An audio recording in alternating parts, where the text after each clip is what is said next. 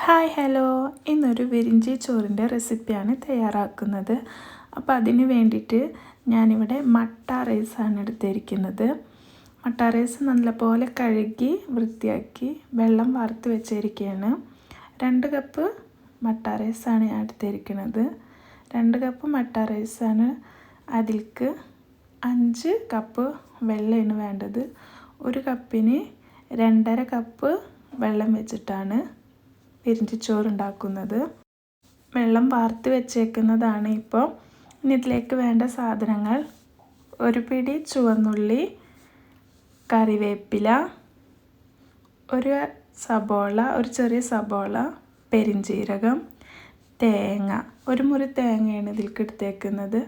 വേണമെങ്കിൽ ഇതെല്ലാം കൂടിയിട്ട് നമുക്ക് മിക്സിയിലൊന്ന് ക്രഷ് ചെയ്തെടുക്കാം.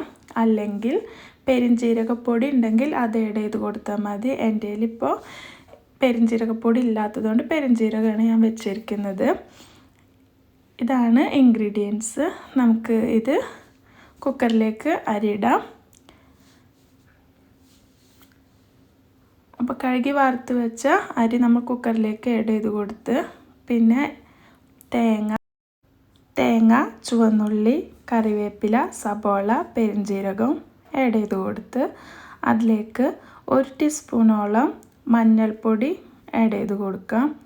ഇത് വീട്ടിൽ പൊടിച്ച മഞ്ഞൾപ്പൊടിയാണ് കേട്ടോ. അപ്പോൾ 1 ടീസ്പൂണോളം മഞ്ഞൾപ്പൊടിയും 1 ടീസ്പൂണ് ഉപ്പും ആഡ് ചെയ്ത് കൊടുത്തിട്ട് നമുക്ക് 5 ഗ്ലാസ് വെള്ളം ഇതിലേക്ക് ഒഴിക്കാം. 1 കപ്പ് അരിക്ക് 2.5 കപ്പ് വെള്ളം വെച്ചിട്ടാണ് നമ്മൾ വേവിക്കുന്നത്.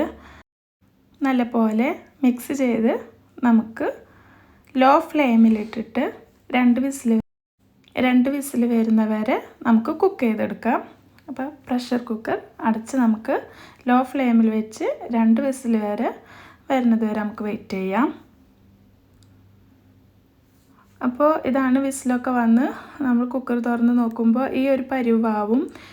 ഫസ്റ്റ് നമ്മൾ കുക്കർ തുറക്കുമ്പോൾ ഒരു ഒട്ടിപ്പൊക്കെ പോലെ തോന്നും. പക്ഷേ അതിൻ്റെ ചൂടും എല്ലാം ഇറങ്ങിക്കഴിഞ്ഞ് കഴിഞ്ഞാൽ നല്ല കൺസിസ്റ്റൻസി നമുക്ക് കിട്ടും കേട്ടോ. ഞാനിപ്പോൾ വേറെ പാത്രത്തിലേക്ക് മാറ്റിയിട്ടുണ്ട്. കുറച്ചും കൂടി നേരം കഴിഞ്ഞ് കഴിഞ്ഞാൽ അതിലത്തെ വെള്ളവും ചൂടും ഒക്കെ പോയി കഴിഞ്ഞ് കഴിഞ്ഞാൽ നല്ലൊരു കൺസിസ്റ്റൻസി നമുക്ക് കിട്ടും. അപ്പോൾ ഞാൻ സെർവ് ചെയ്തു.